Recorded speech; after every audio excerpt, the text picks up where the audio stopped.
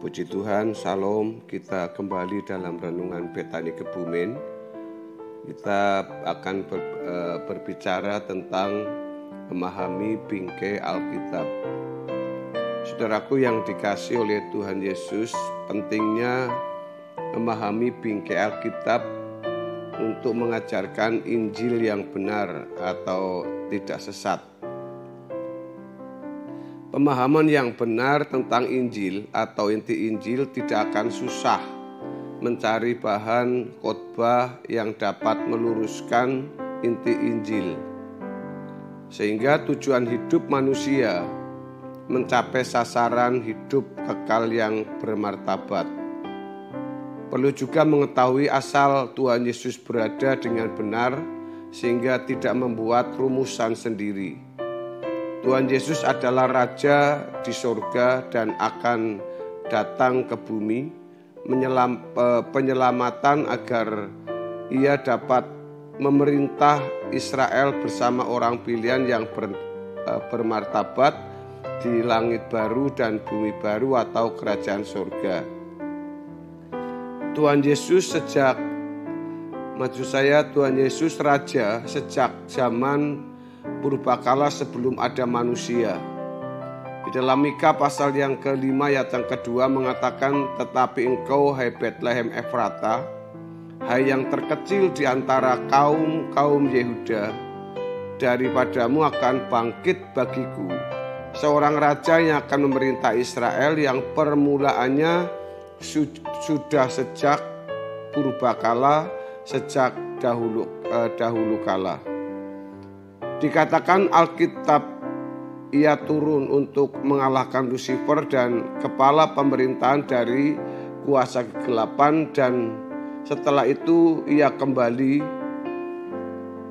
dalam pemerintahan di kerajaan sorga atau di langit baru dan bumi baru. Di dalam 1 Korintus 15 ayat yang ke-25, karena ia harus memegang pemerintahan sebagai raja sampai Allah meletakkan semua musuhnya di bawah kakinya. Saudara yang dikasihi oleh Tuhan Yesus, jangan membuat pemahaman sendiri bahwa Tuhan Yesus akan memerintah di bumi. Alkitab mengatakan ia kembali memerintah di mana ia memerintah di surga. Umat pilihan Allah yang bertugas harus menang, mengalahkan dengan membuktikan iblis tidak taat. Orang-orang pemenang, mereka itu berasal dari atas. Dalam 1 Yohanes 4 ayat yang keempat dengan jelas mengatakan, kamu berasal dari Allah, anak-anakku, dan kamu telah mengalahkan nabi-nabi palsu itu. Sebab roh yang ada di dalam kamu lebih besar daripada roh yang ada di dalam dunia. Sama seperti Tuhan Yesus datang dari Allah dan setelah bertugas ia kembali kepada Bapa. Dalam Yohanes 13 ayat 3, Yesus tahu bahwa Bapanya telah menyerahkan segala sesuatu kepadanya dan bahwa ia datang dari Allah dan kembali kepada Allah. Yesus tidak janji akan memerintah di bumi ini karena bumi ini terlalu kecil. Hanya debu di dalam debu, sebab satu bumi ini saja dengan satu matahari, temannya ada 200 miliar matahari atau bintang, belum bintang-bintang yang berkembang. Itu sebab ketika Yesus ditanya apakah ia akan membangun kerajaannya di bumi ini, Yesus katakan kerajaannya bukan dari bumi. Yohanes menegaskan dalam pasal 18 ayat 36, dikatakan jawab Yesus, kerajaanku bukan dari dunia ini.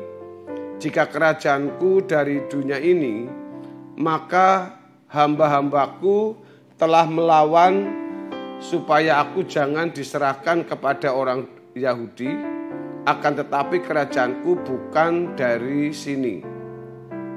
Dan perlu diketahui, bumi ini sudah dikutuk sejak Adam, yaitu sejak Adam dan Hawa jatuh dalam dosa. Jadi bumi ini bukan hunian yang nyaman bagi manusia, dan akan menjadi lautan api atau neraka bagi iblis dan orang-orang yang jahat yang tidak mau bertobat.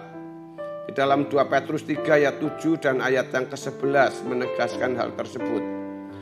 Jadi, sorga untuk manusia belum selesai, sedang diciptakan. Kalau sudah jadi, ia menjemput.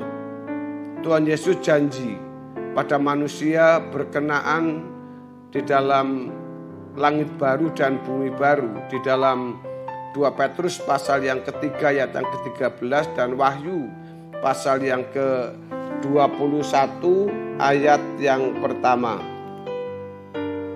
Dikatakan demikian, tetapi sesuai dengan janjinya, kita menantikan langit yang baru dan bumi yang baru, di mana terdapat kebenaran, dalam 2 Petrus 3 ayat yang ke-13.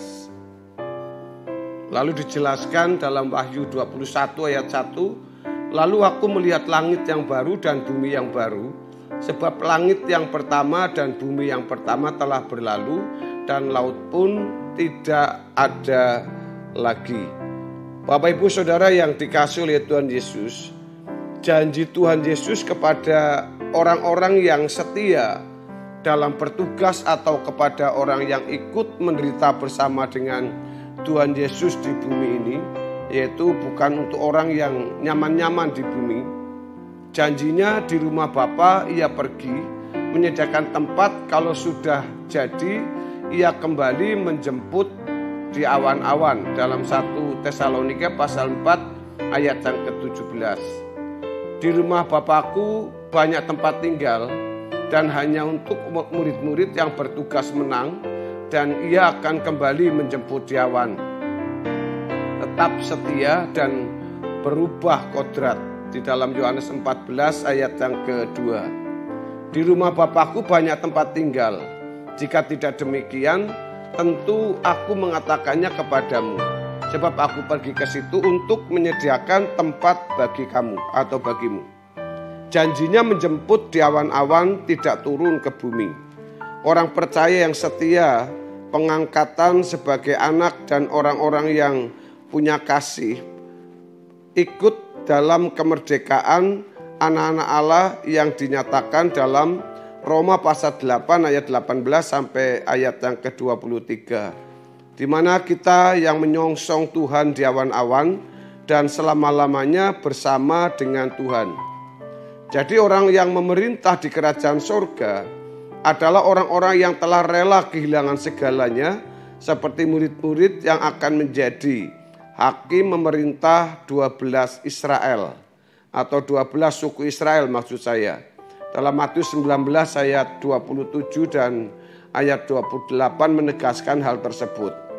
Persiapkan diri kita, apa yang sudah ada, mari kita bersama-sama berkemas-kemas, sebab harinya kita akan pulang, dan itu tidak akan kita ketahui dan tidak ada yang tahu. Dan jangan takut pulang, sebab rumah kita sebenarnya bukan di bumi ini. Rumah kita yang sebenarnya adalah di sorga atau langit baru dan bumi baru. Orang tua kita sebenarnya yaitu Bapa di sorga, sebab roh yang ada di dalam kita dari Bapa atau Bapa segala roh. Dan kita akan kumpul bersama dengan saudara-saudara yang seperti Yesus berjuang hari-hari hidupnya yang layak untuk masuk ke dalam rumah Bapa yang di surga dan akan dimuliakan.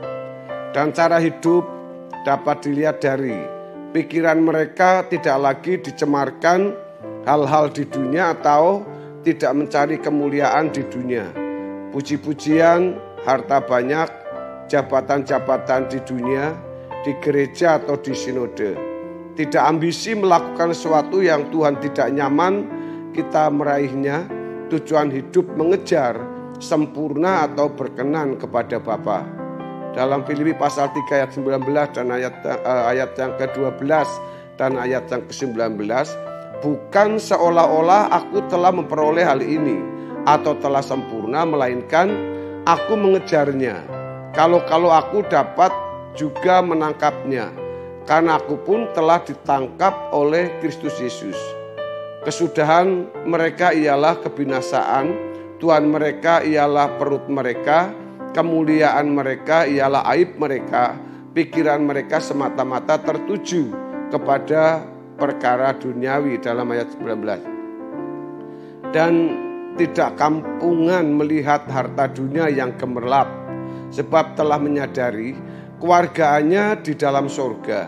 Jadi dengan kekayaan yang dimiliki dipakai untuk mengumpulkan harta di surga. Dan kalau ia hidup pas-pasan, pasti akan bertanggung jawab, hemat, dan tidak akan meminta-minta kepada siapapun, sebab menyadari hidupnya di bumi sementara dan rumahnya yang sesungguhnya adalah di kerajaan surga atau langit baru dan bumi baru. Jadi Bapak Ibu yang dikasihi oleh Tuhan Yesus, tidak ada kata lain kecuali mari kita benahi, mari kita mempersiapkan diri kita supaya kita layak pada saat kedatangan Tuhan yang kedua kali dan kita bersama-sama menjemputnya. Kiranya kebenaran firman Tuhan memberkati kita semua hari ini. Haleluya. Amin.